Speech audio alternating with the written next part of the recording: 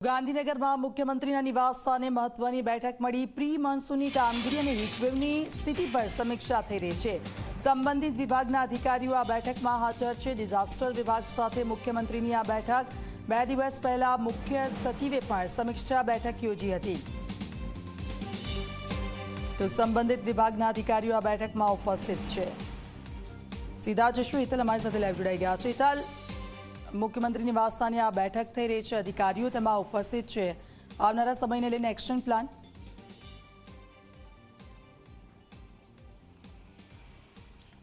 જી દીક્ષિતા, ચોક્કસ એવું કહી શકાય કે અત્યારે રાજ્યમાં હીટવેવની અસર છે। રાજ્યના 10 જિલ્લાઓ અથવા 10 સિટી એવા છે કે જ્યાં ક્યાંક ને ક્યાંક જે ગરમીનો પારો છે એ સતત તમામ રેકોર્ડ તોડી રહ્યો છે। સ્વાભાવિક છે કે ગાંધીનગર, અમદાવાદ સહિત મહાનગરપાલિકાના વિસ્તારો છે ત્યાં 45 ડિગ્રીને તાપમાન પહોંચી ચૂક્યું છે। રેડ એલર્ટ પણ આપી દેવામાં આવ્યું છે। આ પરિસ્થિતિમાં 19 લોકોના મૃત્યુ થયા હોવાની બિનસત્તાવાર રીતે આંકડો સામે આવી રહ્યો છે। આ તમામ મુદ્દાઓને લઈને મુખ્યમંત્રીએ ખાસ કરીને આ ઉચ્ચ સ્તરીય બેઠક બોલાવી છે। તેમના નિવાસસ્થાને આ બેઠક છે। એમાં બચાવ રાહત કામગીરી માટે ડિઝાસ્ટર મેનેજમેન્ટની ટીમ પણ હાજર છે। સાથે સાથે જોવા જઈએ તો મહેસૂલ વિભાગ સહિત અન્ય વિભાગો પણ હાજર છે। સ્વાભાવિક છે કે અત્યારે એક તરફ હીટવેવની અસર છે, ત્યારે બીજી તરફ વહીવટીતંત્ર પ્રી મોન્સૂનની કામગીરીમાં પણ વ્યસ્ત બન્યું છે, ત્યારે એની પણ સમીક્ષા આ બેઠકમાં કરવામાં આવશે।